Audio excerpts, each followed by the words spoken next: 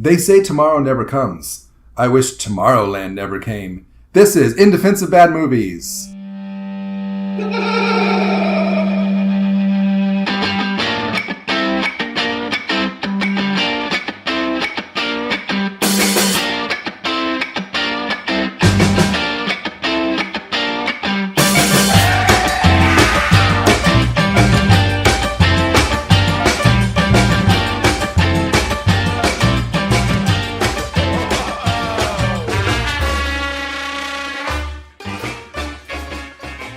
Hey everybody, Sam here with another In Defense of Bad Movies episode.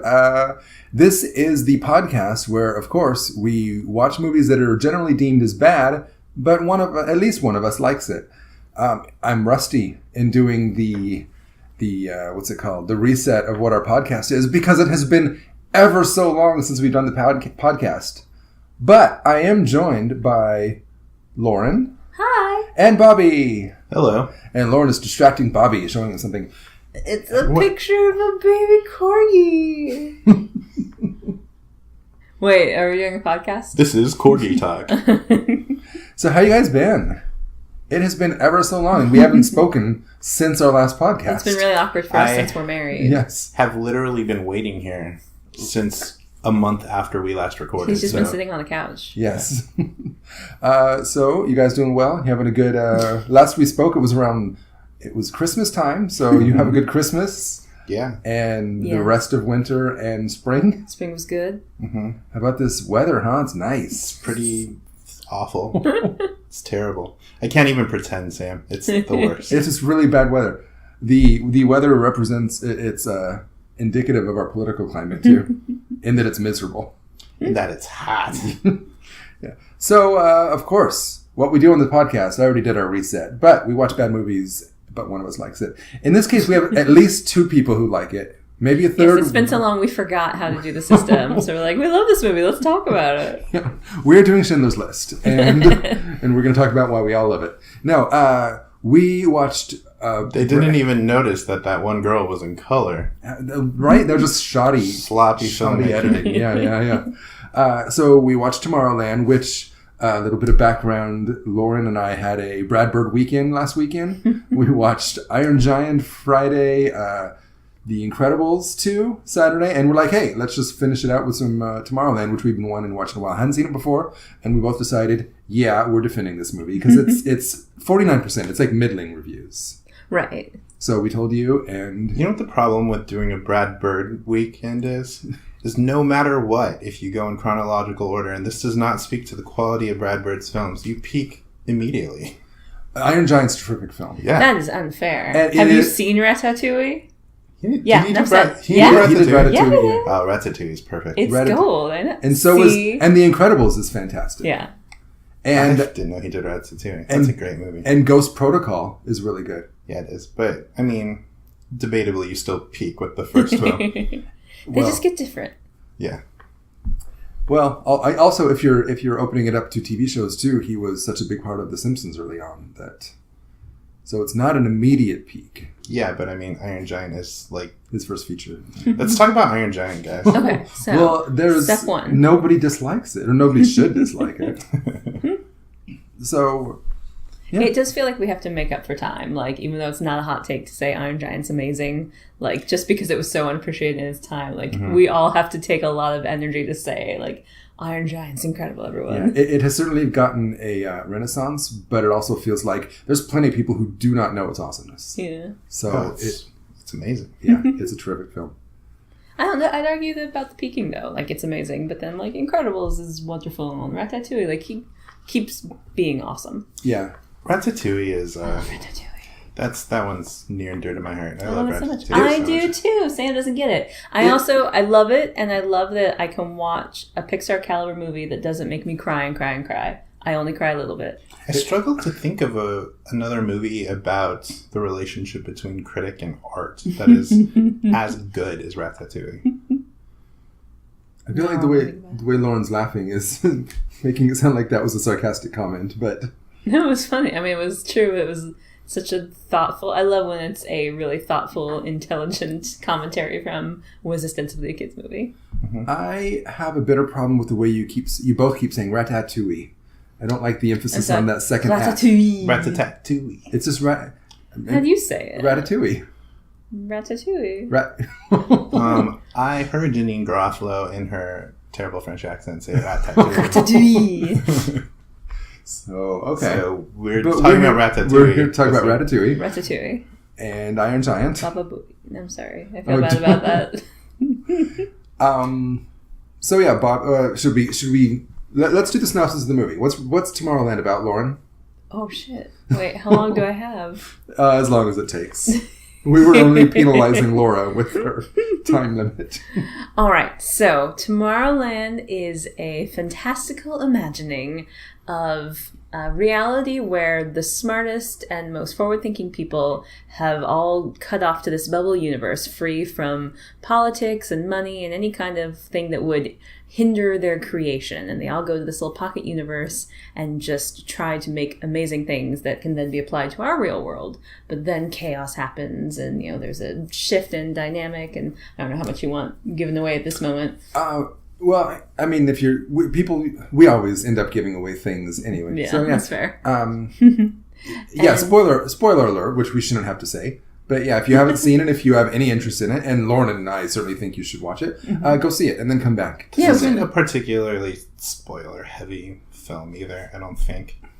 I mean, I already think we should all rethink our relationship between, with spoilers, but this isn't like, there's no huge twist or anything in this film. Sure. But if one was going to go and enjoy a film, I'd definitely say do that first, because it's got... We reserve the right to speak freely about a film that came out 2 years ago. Fair enough. I actually don't like to even know the name of a movie. I just like to walk into a movie theater and just see it unfold. I don't want to know anything about it. It's very true. I have to blindfold him and put in earplugs until after the trailers are done, because you don't want trailers either. Yes, exactly. And then you find out. Like, just because, the name of the movie, you're like, oh, well, now I don't, now I know to this. To be honest, I think I usually skip the film itself. I want to go into the credits completely unspoiled. I think that's fair. Yeah. What if there are post-credit sequences? Do you feel like you need to skip those and just stick to the text? Or yeah. Okay. No, I get really upset when a post-credit sequence comes out while I'm just minding my own business, books, reading about gaffers. Movies that are based on books, those books are the ultimate spoilers. Those books suck. And so here's those books, am I right? That Lindsay Lohan film, I Know Who Killed Me. Spoiler alert, Lindsay Lohan. And also, she's just kind of bragging. Yeah. Like, oh, I know how this movie ends. You have to watch it to find out. I hated that movie, The Assassination of Jesse James by the coward Robert Ford. It's all already there. Right, yeah. Why do I even need to watch that movie? But seriously, that's a great movie. I've actually never seen it. Oh, it's a really good movie. I've heard that. It's long. I can't do it. History already spoiled everything. Like, I took a history class and now, any historical movie. Yeah, I knew exactly how Inglourious Bastards was going to end. Yeah. I feel that we're not talking about this movie so much because Bobby likes it and he's not going to dispute anything. It's because we don't have Laura here going, God, are we not going to talk about the movie? Oh my God, Bobby, shut up. So George Clooney invents a thing. His character invents a thing in this world that basically says how what's the death clock? The world, what is it called? Is it the death clock? The doomsday clock. The doomsday clock. Yeah. He invents the doomsday clock that is extremely accurate and not just a thing that people pull out of their ass. A number pull out of their ass, right? Right. It's not just an estimation, but somehow scientifically he's able to pick the day that the world explodes, essentially, and every area is hit by just apocalyptic. Right. Catastrophic change, and so having that darkness ahead in their future just makes everyone give up, and all the people in the bubble universe, which we'll call, for lack of a better word, Tomorrowland. They just like forget it. The real world's doomed. But there is an intrepid group led by a young, perky animatronic, which I love. They use animatronic as the descriptor for them. They don't just use animatronic; they use audio animatronic, which are, I believe, the I read were the animatronics that sync up with audio at Disney theme parks, which is interesting that they took the extra step to call it an audio animatronic. If you can imagine the Pirates of the Caribbean becoming really highly designed and adept android figures. And a really good fighter. So, yeah. And so they bring in a plucky young woman from our contemporary world and all its troubles, and she is brought in to help change the future and save everyone. With the help of George Clooney. A wunderkind turned grumpy old man. Because he's the one that invented the death clock, and that just explodes everything.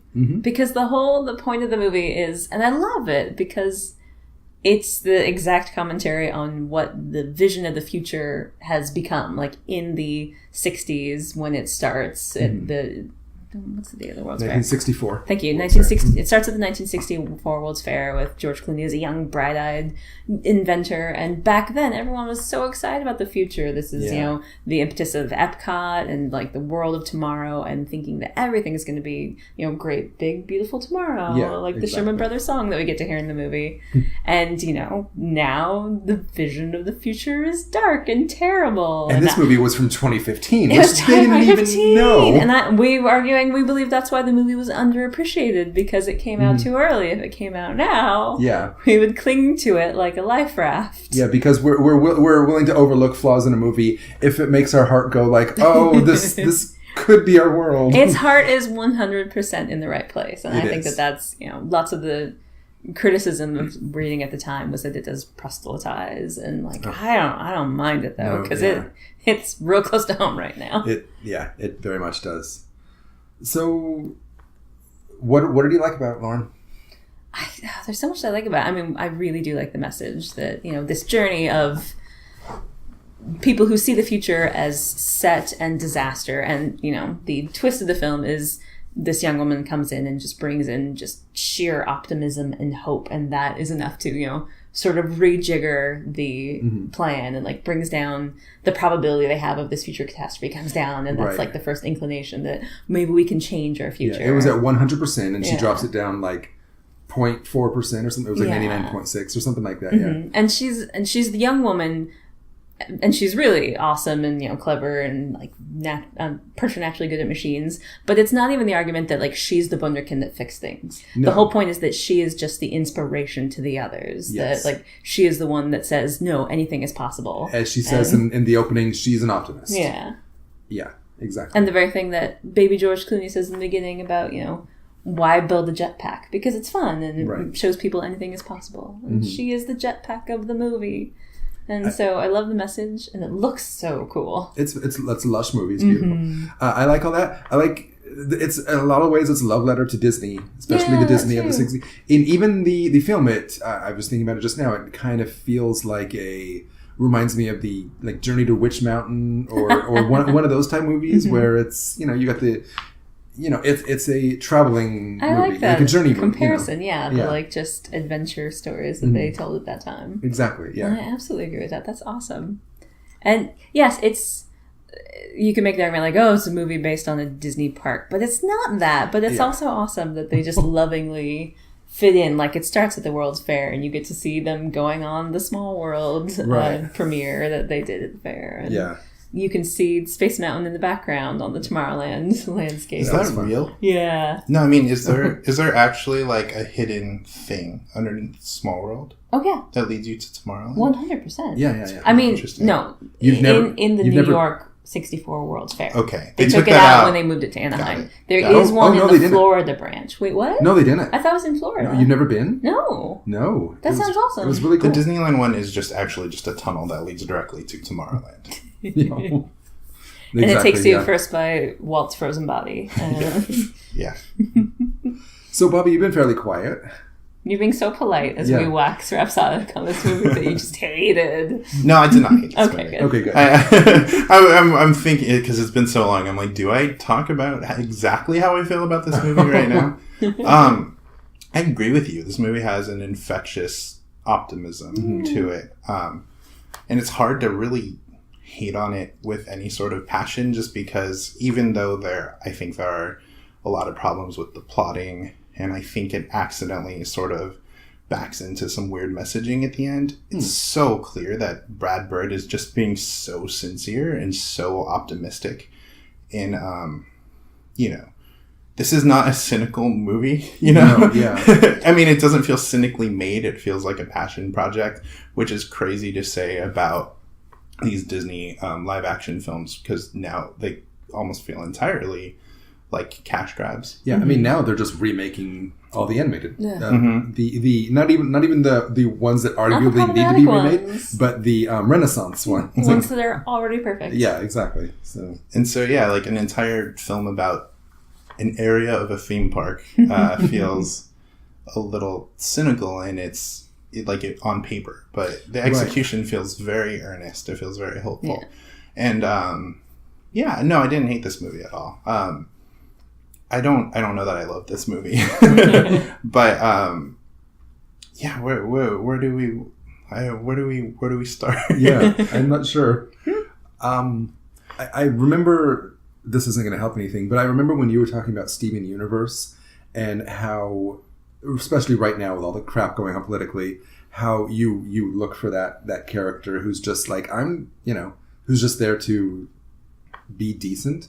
And that line reminded me of, like when I was thinking about this movie, I was reminded of that, and how, how could you hate on this movie? It's I'll start there. I want to get this out of the way. I love Britt Robertson in general. She has one of my favorite performances of all time, and it's because of a line delivery in this specific performance, and it's in Dan in Real Life, where she plays Steve Carell's middle daughter, and her boyfriend sneaks into a family vacation, and Steve Carell sends her boyfriend home, and she's crying as the van's pulling away. Then she screams at him, "You are a murderer of love!" And it's like my favorite thing ever. So she has goodwill for life for me because of that. I don't necessarily get where this character, I think we're told a lot about how optimistic she is. I don't know that we get to see it as much as we should.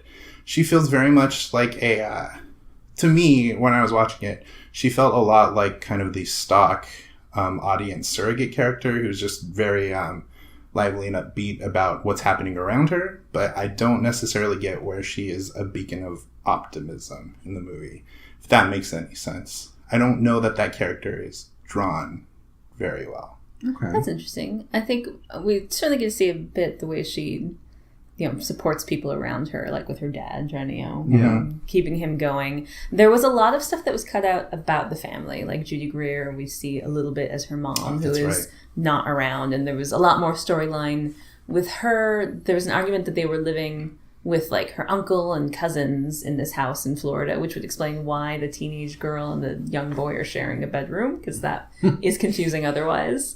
And so maybe it could have been pulled out a bit more there. Right. But it would have been nice to see more of like her struggles that led her to be this bright person, like losing mom and dealing with this. It does an interesting thing where it feels like it ushers her out of her little small town very quickly, but then the plot in the middle is a little bit of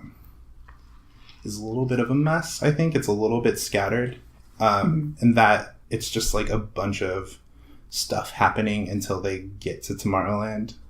It's event to event to right, event. Yeah. Right. And I don't know that any of it necessarily deepens anyone's characterization. I don't know that any of it, builds upon theme as efficiently as it should. And I think maybe had we stayed in her home a little bit longer at the beginning, I would have gotten her more. I just say, I appreciate that, and I like the idea of it. I do feel like the shorthand for me is sabotaging the deconstruction of the rocket platform, like immediately is a good endearing the character to me. And she also mentions about how she her thoughts about why NASA should stick around. Yeah. Mm-hmm. And I feel also that that really shows her optimism. That's true, but it also feels like, okay, I'm gonna.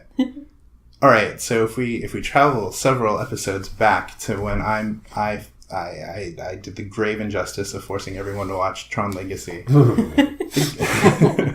The Garrett Hedlund character at the beginning of that film, he's introduced. That's that main guy. He's that main guy. Oh, he has a name. Do you remember there was a main character in that movie? Yeah, no, it wasn't. I remember a Michael screensaver. Sheen. The other main character. But no, I mean, that starts with him hacking into a corporation, releasing software to the people. And I'm not saying it's great, but it establishes him as the movie's hero, but it doesn't establish him as like this incredible optimist. You know, it establishes him as being against the system. It establishes him as being like morally correct. But I don't know if specifically that establishes him as being, you know, this beacon for good or an optimist. And I think similarly in Tomorrowland, like, I don't know that what she does is much different than what Sam in Tron Legacy does. I think that's his name. Sounds good. Yeah. I do think that watching it now, especially as opposed to watching it three years ago, 2015 when it came out, it does feel like, oh, if you're against the system, yeah, you're totally the good guy. And you're on the right side. You know what else I learned about myself in this climate watching this movie is I immediately get nervous when people run around with red hats on. She spends a lot of this movie running around in a red hat, and I'm like, oh wow. Oh no! At least it's not the same type of yeah. No, it's a burgundy NASA hat. It's totally worth it. I fully believe that choice would not have been made were this movie made today. And it's a bit sad. It's the perfect movie for now, but when it came out, you know, it was right after the shuttle program was breaking down, and that broke my heart. So just that little bit of, you know, shouting against that dying of the light was so wonderful. And I know that there's been a new rejuvenation. The shuttle platform they shot on is now being used for the non-NASA space missions. And, like, it's not ending, but now we have a Space Force. I know. Oh no, it's even worse than it. Actually, it would have been better if NASA just ended, because now it's getting exactly what they want: privatizing of things that should belong to everyone, and what is going to remain public is just militarizing space travel. So it's privatizing and militarizing. Like, just fuck you. Fuck you, world.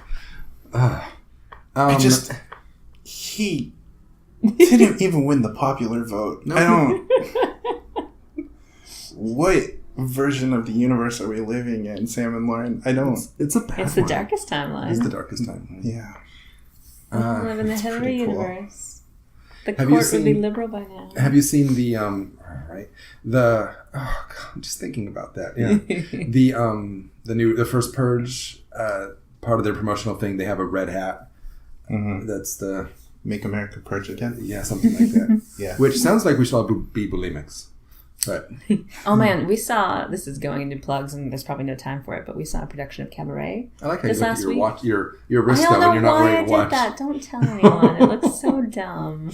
I don't know. Anyway, we saw a version of Cabaret this last weekend at Celebration Theater in Hollywood. It's an adorable little place, and it was a shockingly great production. Yeah, very good. But through the whole of Cabaret, if you're familiar with it, it is the rise of the Nazis, and there's a song that it called "Tomorrow Belongs to Me," which is the strongly patriotic Germany is great song that in the mouths of the Nazis becomes terrifying. It's a great, big, beautiful tomorrow. And the whole play is like, oh man, that is just like Make America Great Again. And the end of the show did an awesome, like in the final moment, the MC comes out and like triggers spoilers audio. Well, this is so good, and no one will see it, but they should. But triggers like a series of audio from, you know, history events over the last 60 years, ending on the Make America Great Again speech. And it's like, oh my gosh, that's awesome. Thank you guys. How long is that show running? Do we know? I think it's early in the run, so I can do some research on that. Yeah, I'll but try if to you get have this time, go see it. Yeah, it's very good. It was a tremendous show. It was a teeny tiny theater, and it was so impressive. And very high caliber of actors. There was one we didn't love, but otherwise, Better than that. Yeah. And we won't say who because we're not. It's LA theater. There's always going to be one you don't like. Yeah, so check that out. I'll try to edit this out and get it out there. Sorry, as we go down the path of political talk. But brings us back to Tomorrowland and hope. Oh, I was going to say earlier. I want to feed the right wolf. The movie does clock in at, like, I think 2 hours and 20 minutes.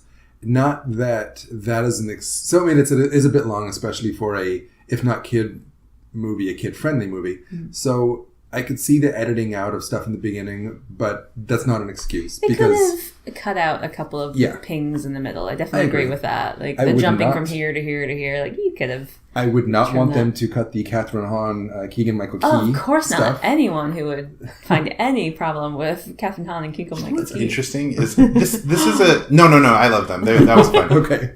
This is absolutely a Bobby problem and not necessarily like a problem with the film.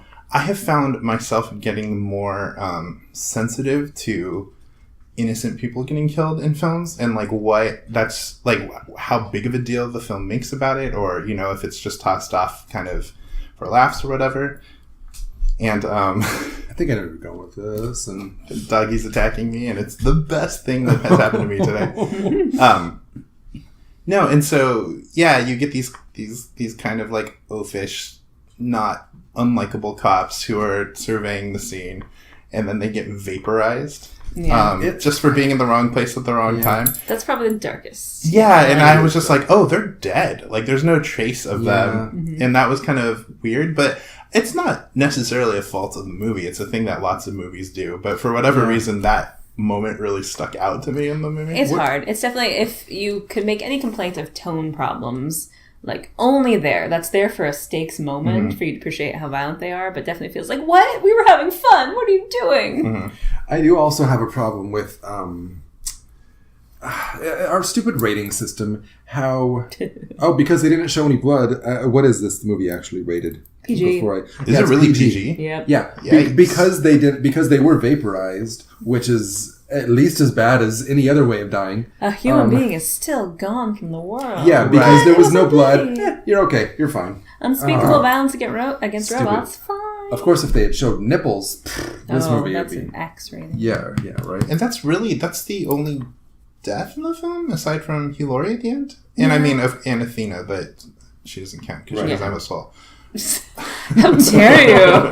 No, I'm joking. I mean, if she has a soul, so do the people who kill those. Wait, police. this got dark. Oh yeah, no, I forgot about all them too. Yeah. Yeah, it's interesting. Wow, this is it's a PG movie, and those are robots, but there's something a little bit visually disturbing about about her bashing in one of them with a baseball bat. That whole lethal Home Alone scene. Yeah. Yeah. That was disturbing. Yeah. Or the ones deserved, but disturbing. The ones who go through the grid, the laser grid. Like, oh yeah, that's okay. You're robots, but still, you're androids. Yeah. I remember Roger Ebert losing his mind because School of Rock and Whale Rider got PG-13 ratings, and he's like, because of superficial swears in those movies, he's like, those are the perfect movies to target toward kids. But our rating system is just shitty. Very broken. Yeah.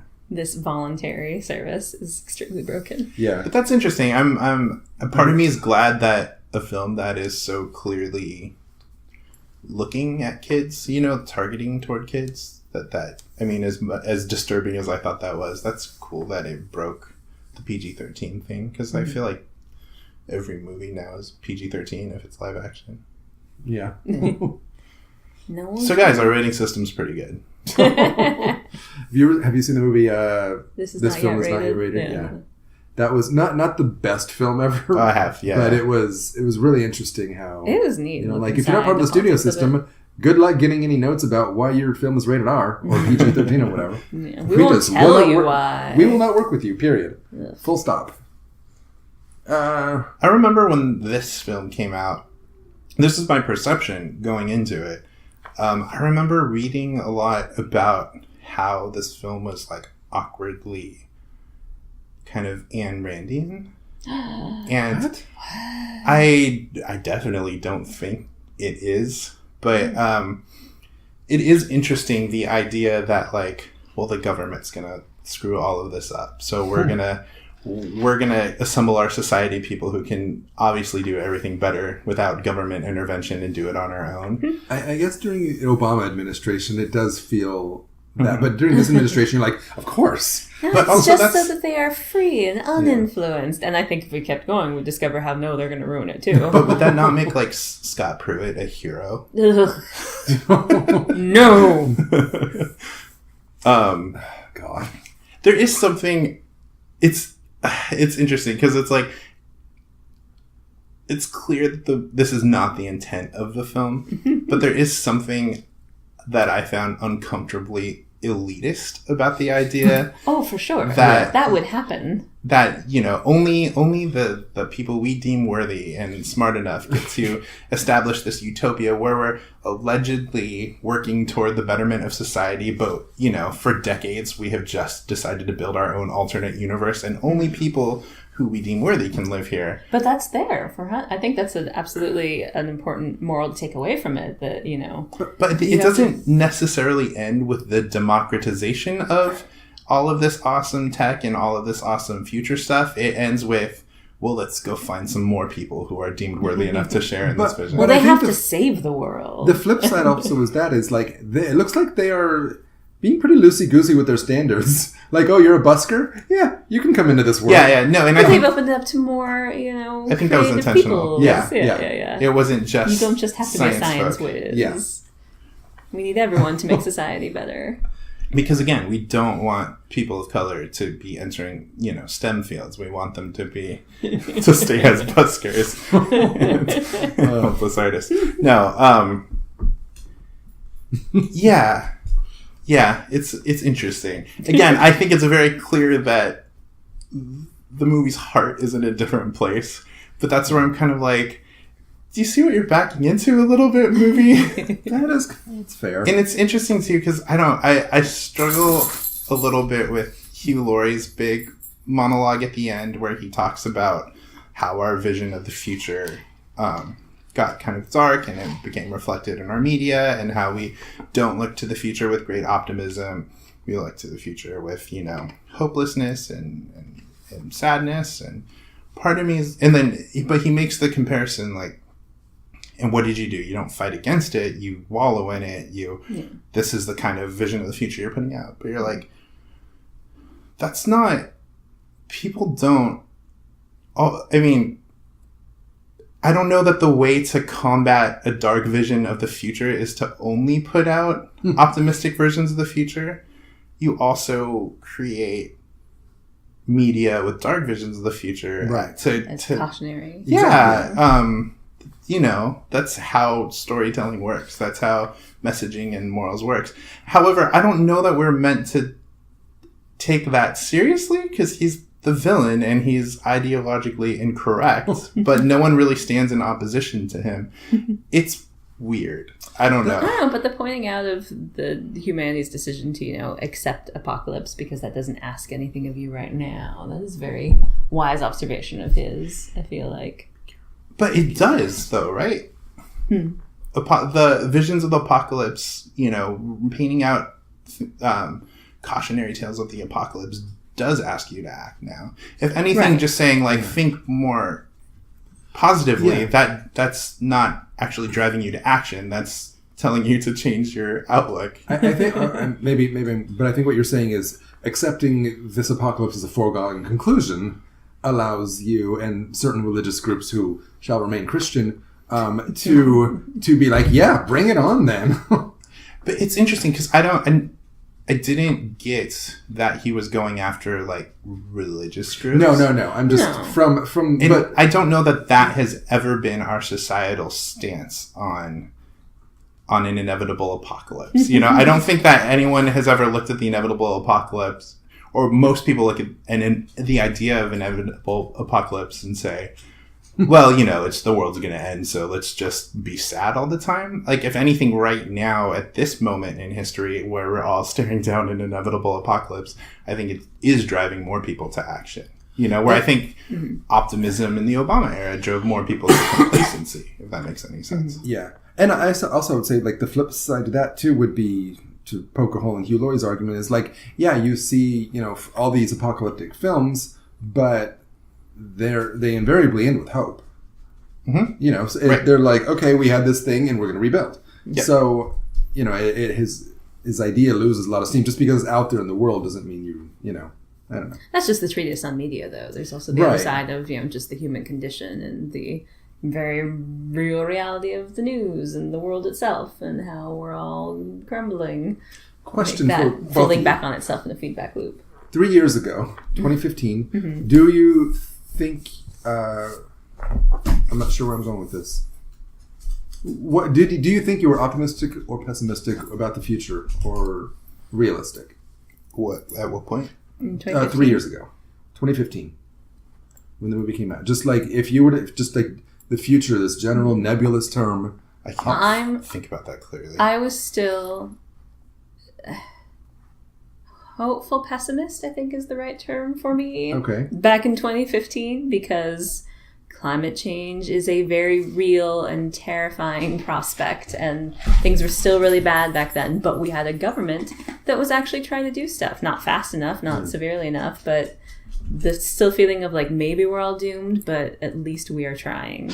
That was back in 2015, when people admitted the climate change was real. 2015, I was very much invested in paying attention to like the toxicity on the internet and kind of like harassment campaigns and thank God Ivanka got rid of all that. Yeah, and bullying. I think about Gamergate and I think about the beginnings of the Trump campaign, and I remember at that time thinking like, boy, I can't wait for something to happen to show all these asshats that they're wrong, or to show them that this doesn't work.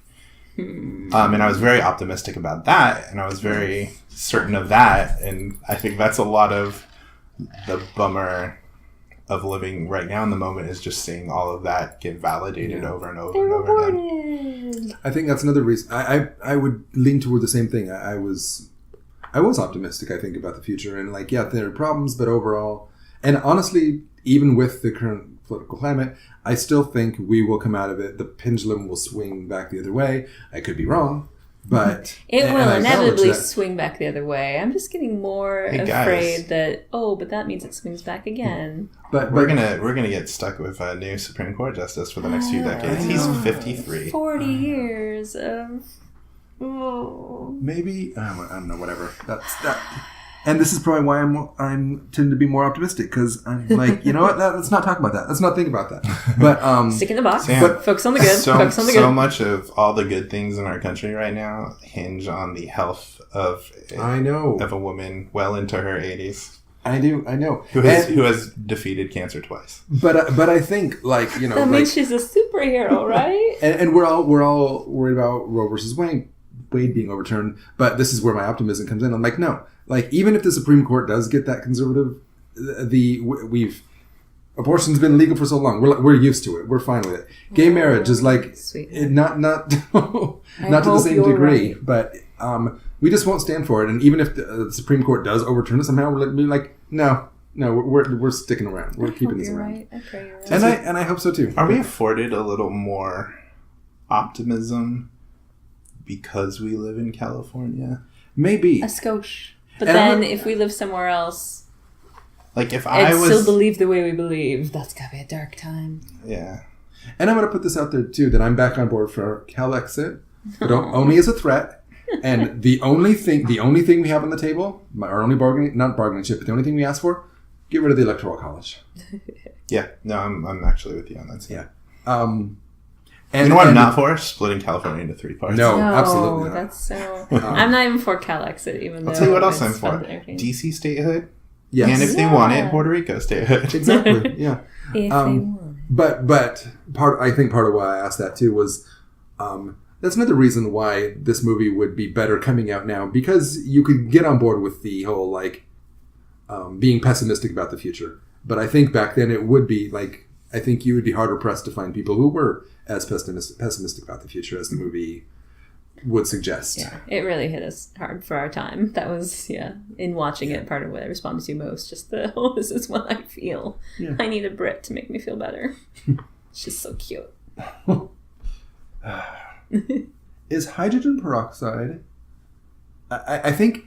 the jetpack that he makes in the beginning, this is I don't know, nitpicking, whatever. He says he originally had like a hydrogen peroxide fuel. Is that a real thing, or did he invent that as well? Because if let me go into my chemistry. Which of you is a resident master's scientist? degree. Oh, I am. Because if that's a real thing, that's way bigger invention. And like if it's not like a real like, oh yeah, you could totally power things with it, but it's not feasible. You can power a jetpack with Diet Coke and Mentos. Because that's way bigger than the jetpack. If that's the case, then Hugh Laurie is definitely not duly impressed by that. Right, yeah. Maybe they've already invented the hydrogen peroxide fuel, and that's why he's like, heard it, keep going. Listeners, let us know if hydrogen peroxide fueling things is a real thing. I think we still have listeners. Does Elon Musk get to go to Tomorrowland? And if he does, is he the most obnoxious person in Tomorrowland? And you don't think it takes him down a peg or two? Like, oh man, everyone here is an Elon Musk. I don't know his accent. No, I don't think it would take him down a peg or two. Does he have a clone called the Elon Musk? Because he should.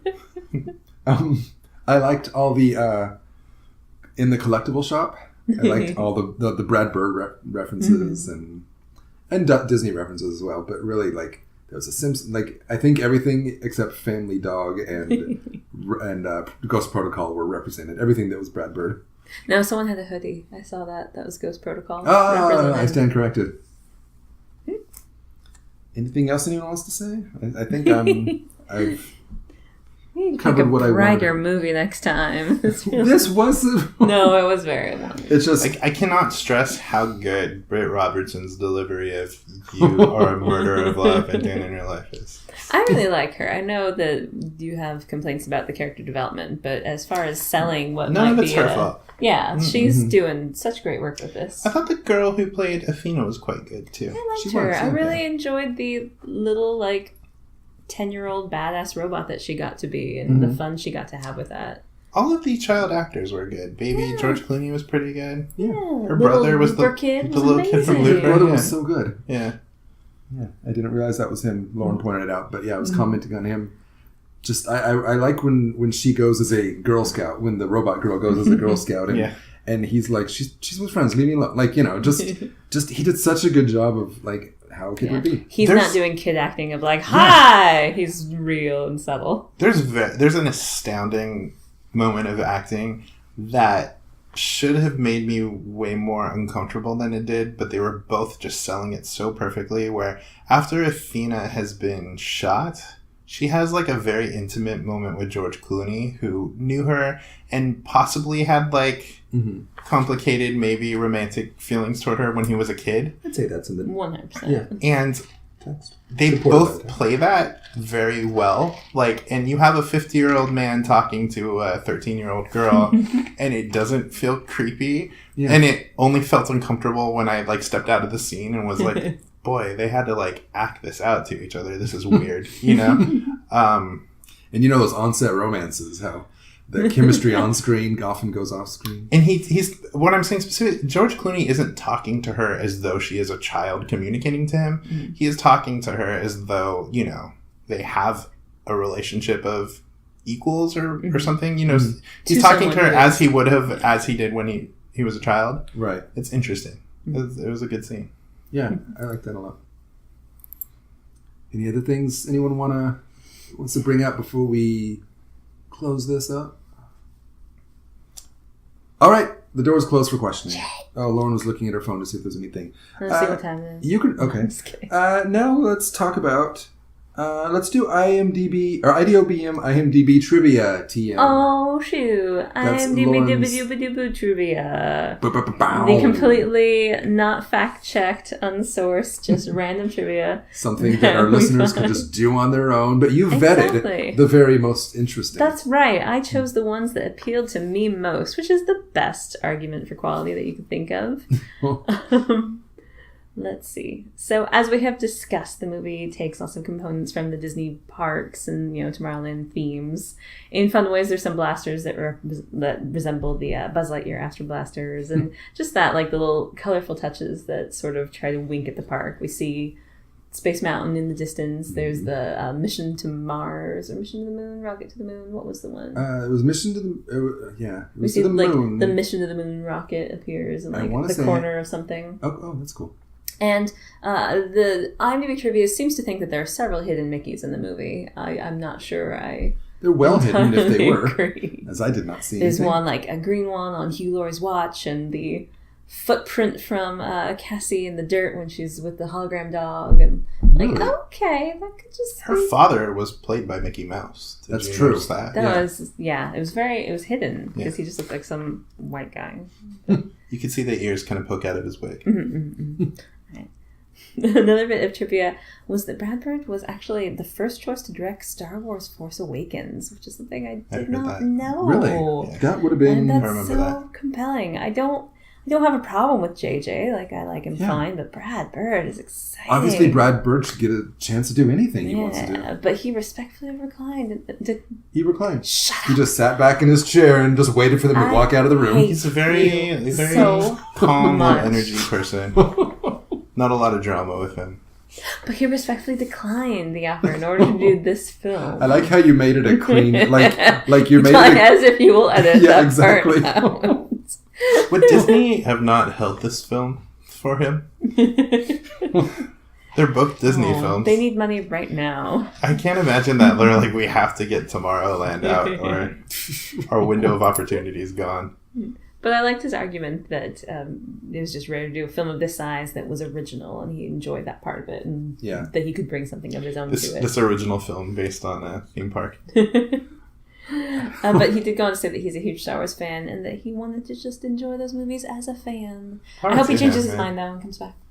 Yeah. I wonder if he actually would even be interested, because it seems like, well, no, Mission Impossible is obviously based on pre-existing property. So never mind. I take it. What you should be doing with the Star Wars stories, like spin-off movies. Anymore? Yeah, because but you should be handing it to someone like Brad Bird and just say like, "Hey, what do you want to make?" I agree. Do something incredible with it. Yeah. But we'll never get those now because people didn't like Solo for some reason. I think it's because Solo came out. I actually like Solo. I mean, it was I'm Solo. I'm going to be in that camp. I didn't love it. I think Solo is perfectly fine. Yeah. I didn't love watching it, but definitely didn't feel like this is the movie that breaks all the plans. I was confused by that. But now Disney is shelving all of the spin-offs. Yeah. Although I will say that I may have a little bit of Star Wars fatigue. No, that's absolutely fair. And so... I think one a year is maybe a little bit much. I agree. If only it was 1 year. It is 1 year. Is it just 1 year? Yeah. It feels like it's 20 a year. It loses its specialness when it's, I don't know. And the importance of the storied canonical trilogies when there are all these flyaway versions on the side. I don't know. Star Wars stories. Like, there's lots of stuff to tell, but I don't know. Give it some time. You don't need all the money right now. No, they do, though. Anyway. No, they're doing real bad. Okay. Let's see. There is a cameo from the composer Michael Giacchino. Thank you. Italian C's are so hard. But there's a cameo. He is the ride operator on It's a Small World at the beginning. Huh. Yeah. That was exciting. That's fun. The score sounded very much like him.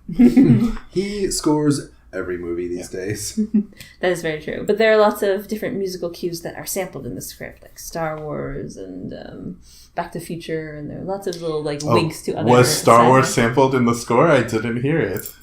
Where was it sampled? There's a moment where the Star Wars theme just blatantly plays. It is the theme? Yeah, where Keegan-Michael Key's door opens. Oh, that's different. Oh, yeah, that's not score. That's a wing. That's diegetic. Yeah.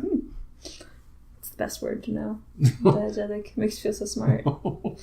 And then final trivia. It's not the most obvious, but no, dang it. Final trivia. It's not the most inside look. But I just want to acknowledge scenes where Tomorrowland was shot with all the white future buildings were shot on location at City of the Arts and Sciences in Valencia, Spain, and then enhanced digitally, of course. But if you look at pictures of this City of Arts and Sciences, it looks so cool.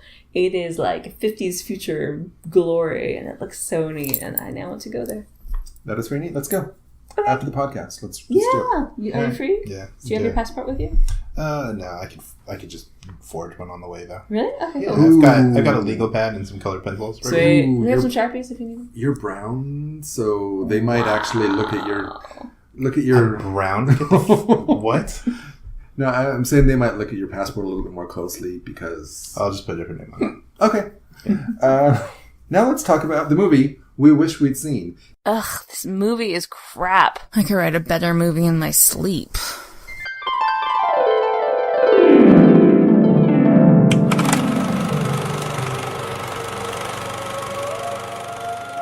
And now, IDOBM presents the movie we wish we'd seen.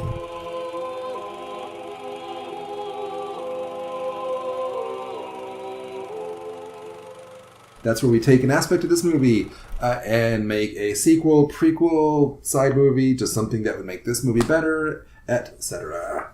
I'll go. It's the exact same. It's the exact same movie, but in the very beginning, or when you touch the Tomorrowland pin, which I'm wearing, by the way, it just takes you to Tomorrowland in Disneyland, and you get to ride the rides. But otherwise, and then just people just live their lives. And that's the movie? That's the movie. Huh. Did you? Interesting. I was watching a thing. They had like a augmented reality thing before the movie came out to promote the movie, where they would drop clues, and then so people would go to specific places, and it would start hinting at Tomorrowland, or like people would listen to clues, like audio clues, at Disneyland, and like the tram instructions and stuff. I thought that was really interesting. That's fascinating. I'm so sad I missed out on. Yeah. I didn't realize that Sam was wearing a Tomorrowland pin at all until just now. We're dorks. We had to run out and buy a couple for ourselves. Oof. Well, if we meet Brad Bird, we want him to know we appreciate him on all levels. Yeah. Anyone can like Iron Giant. Yeah. Not everyone will, but... I would just wear a hoodie.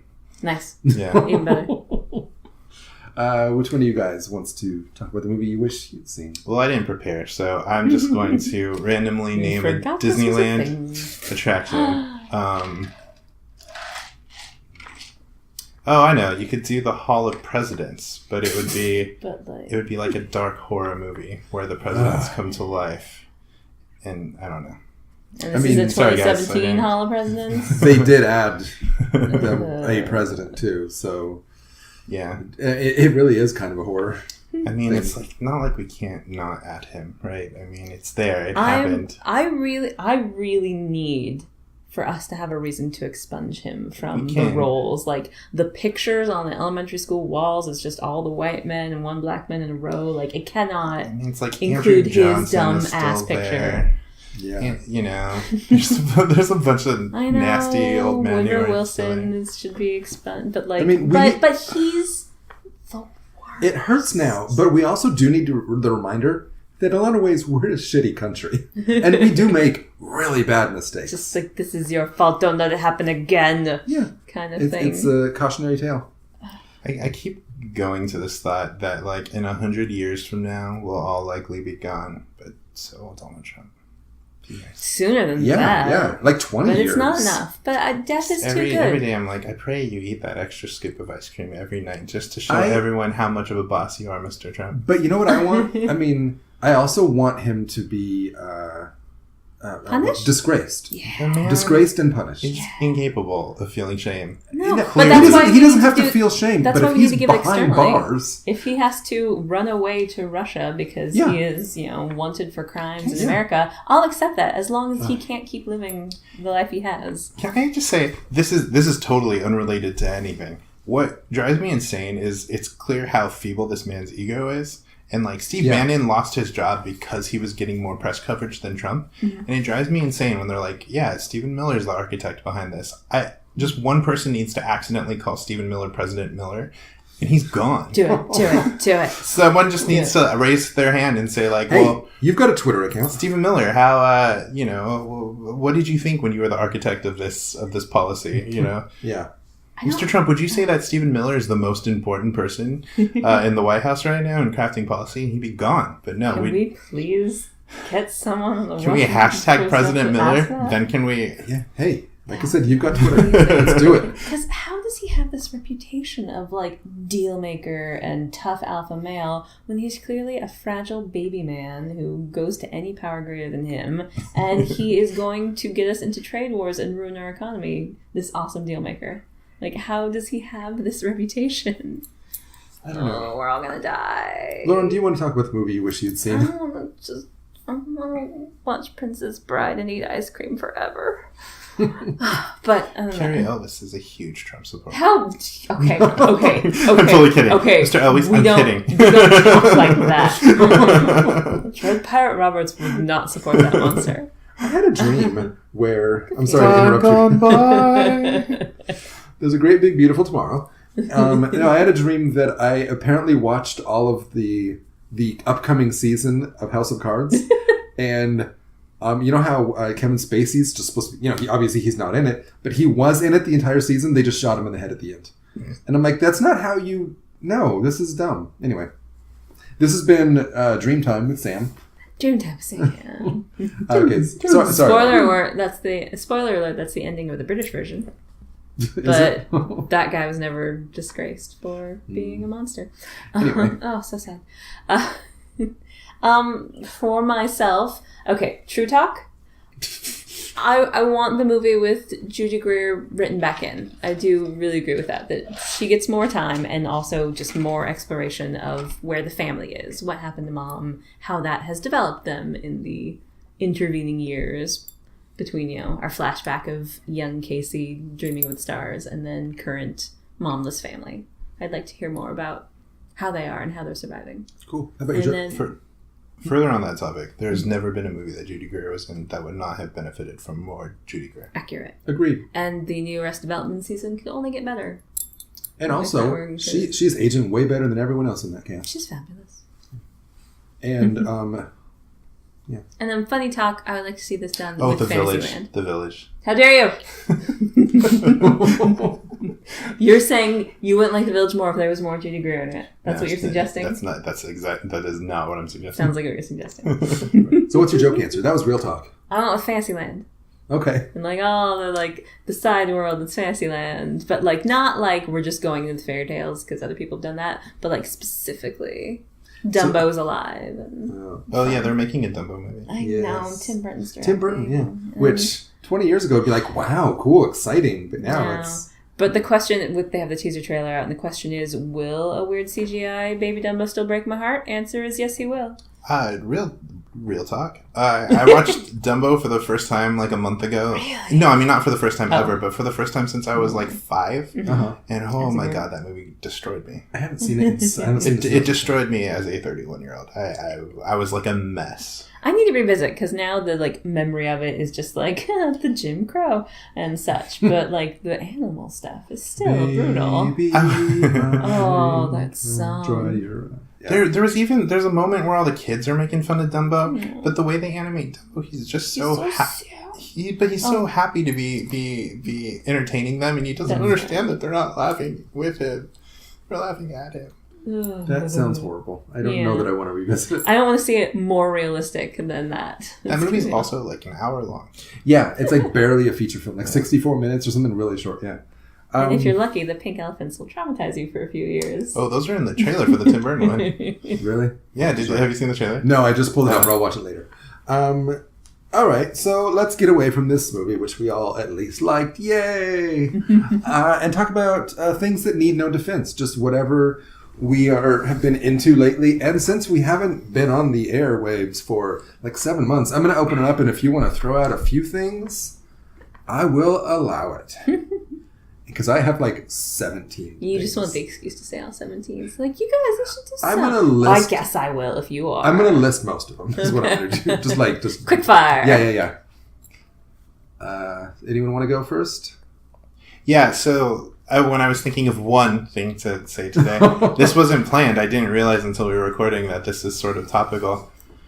YouTube is a cesspool. I'm not really... into YouTube content or anything, but there's a series of YouTube documentaries called Defunct Land about defunct theme park attractions and Disney attractions. Yeah. And it is really, really interesting and really, really fun. And I specifically recommend the story of the Hollywood limo ride from California Adventure, and also the Tomb Raider ride in, I forget what theme park it was from, but both of those were very, very fascinating. Let's watch it. Let's yeah. Are you into Disneyana at all? Is Disneyana? I think both. Americana, Disneyana. Yeah. Oh, is that a thing? Yeah, just like Disney. Is that coined already? Yes. Disneyana? Yes. Like as a friend, I'm into it. That's a great definition of it, because some people are in a real deep romantic relationship. And I'm not that.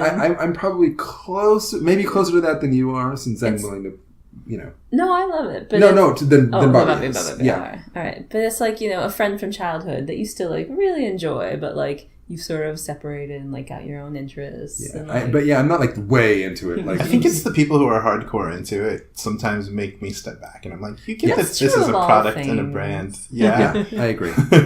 But I still have a soft spot for it. But yeah, so that's kind of stuff is right up my alley. That's great. I really recommend it.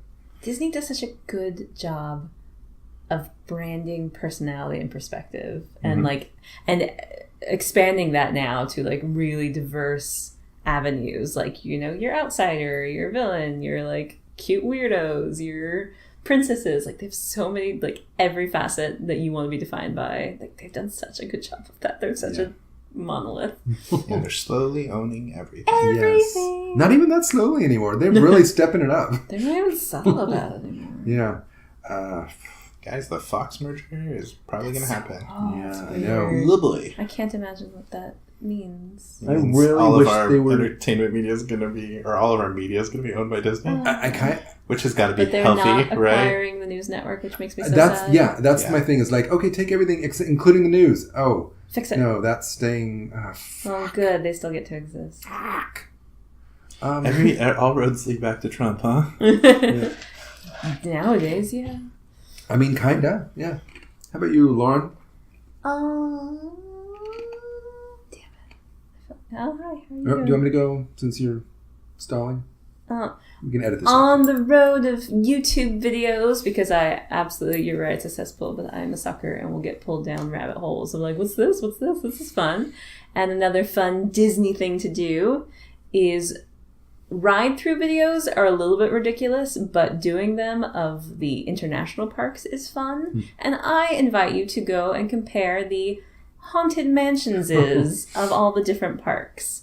The French one, Disneyland Paris, has a crazy perspective, and there's like old West version of it. In China, they don't even really have ghosts, so they have a whole other thing. That was interesting. And that's compelling to watch as well. Like, just go and spend an hour just exploring those worlds. It's really entertaining. Cool. Well, now I feel like I'm going to be a big hog and just do my rapid fire of things. So most of the first few are going to be things we've talked about before, but I'm going to reiterate because either I got caught up or because I want to share again.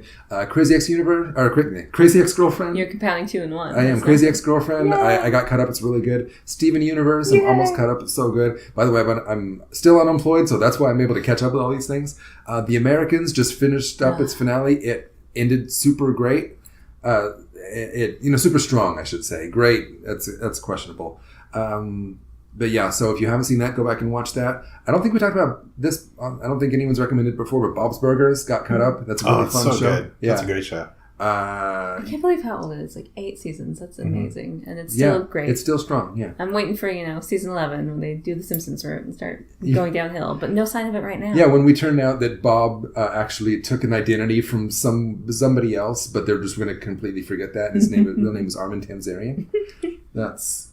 then these next 3 things, I'll still try to be pretty quick. Upgrade is a super fun, B-type movie, but it's kind of flying under the radar right now, but it is really fun and good. Atlanta, everyone's talking about it except for people here, except me, because it's a really good FX show.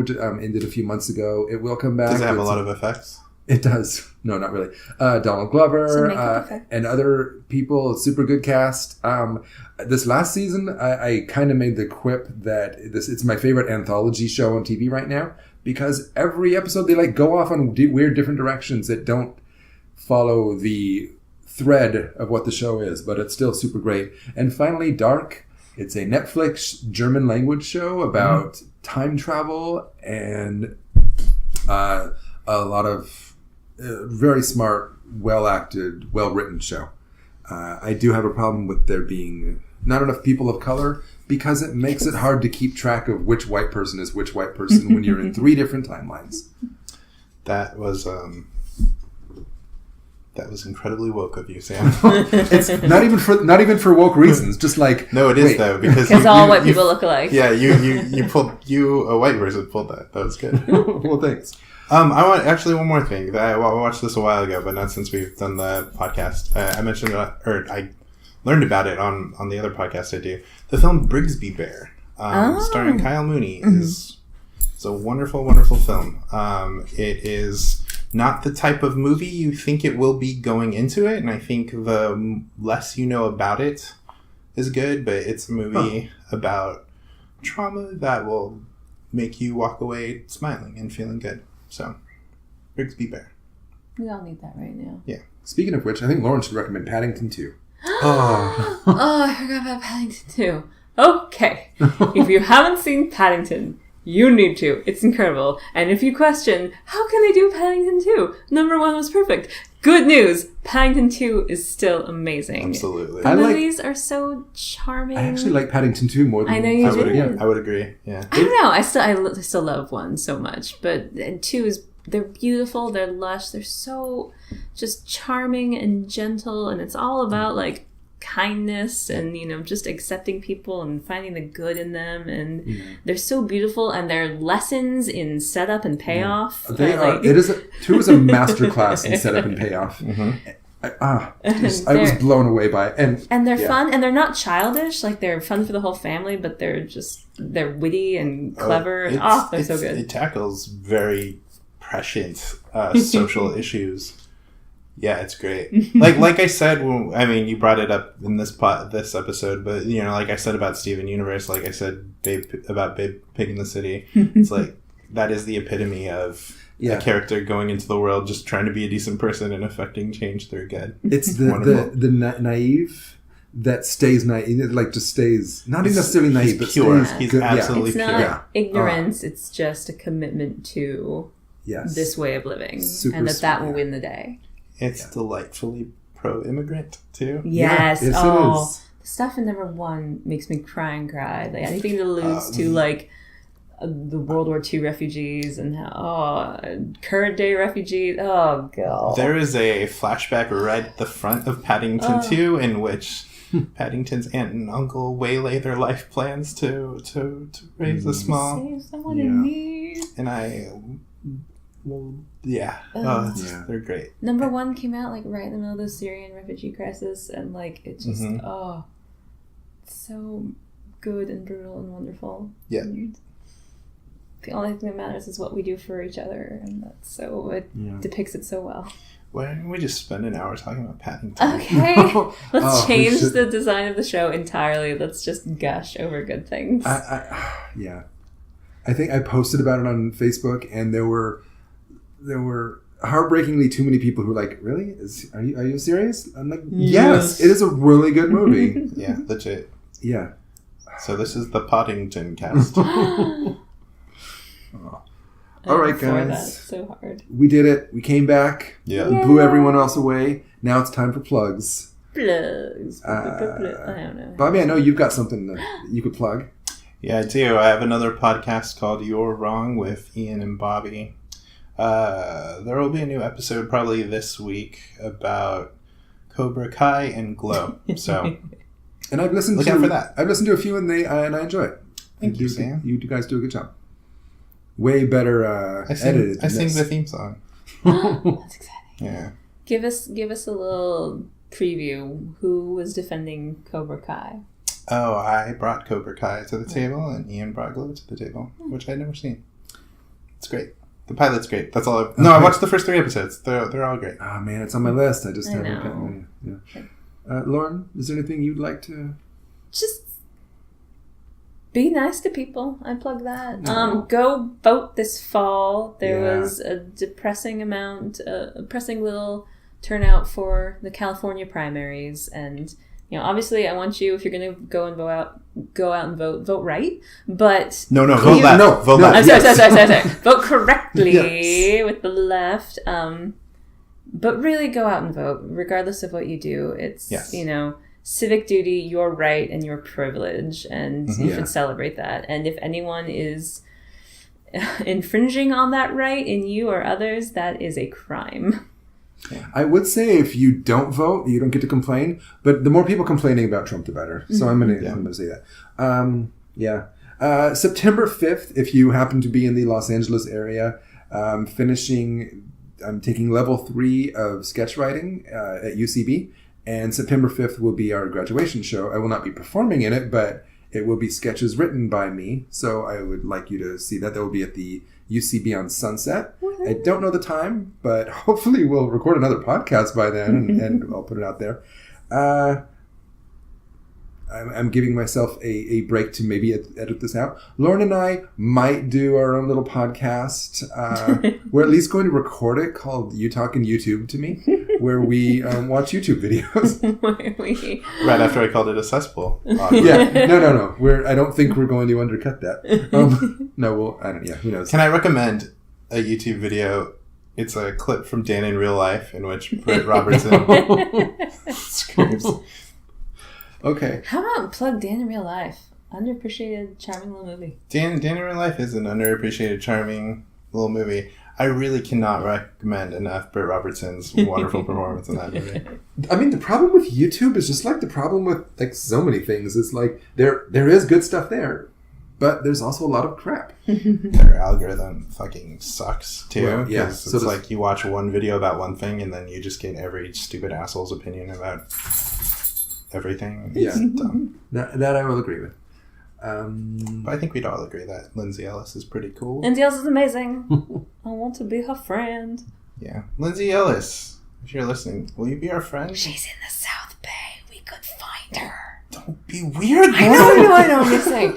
We're trying to make her our friend. We'll be cool. We'll see her at Del Amo sometime and hey, that's cool. Whatever. I like movies. We're not rich enough to hang out at the Del Amo Mall. Oh, that feels so weird. Not anymore. It's weird that Del Amo has cycled back to the classy mall. I'm sorry, inside baseball talk. Yeah. But all our listeners are local. Pretty much, yeah. Lindsay Ellis, if you're listening, if you just want to phone in an appearance on our podcast, we'll just sit here and be intimidated by your much superior opinions. Yeah, you could totally come on and defend the Transformers movies. I mean, it would involve us having to watch them. Such a great job. Watch Lindsay Ellis's whole plate series on the Transformers movies. In my other podcast, one of the things I brought to the table one time was her Megan Fox essay. Yeah. Hey, Bumblebee's coming out. That perfect time. Oh, yeah. Come on, defend it. It's not Michael Bay, but it's still Transformers. I'm sure it'll be horrible. Any other last words before we sign out? Hopefully, it will not be another 7 months before we have another podcast. We're back, baby! And to all our loyal listeners who've asked about us, Ronnie, we're back. Your mom, yeah. I think my mom asked, hey, are you guys still doing that podcast? So podcast thing. They're clamoring for us, is what I'm saying. Well, that's pretty cool. Yeah. I don't like the idea that I contributed anything toward making Ronnie feel happy, though. So. It is a problem. All right. Well, thank you, everyone, for listening. Thank you, guys, for coming back and doing the podcast. Yay. Thank you, Podcast Dog Barry, for coming in and being a nuisance while we're trying to record. Yay. Our podcast mascot. Podcast must. That's hard. Those are hard. Pot. Shut up, Laura. All right. Bye. Bye. Jimmy Kuba.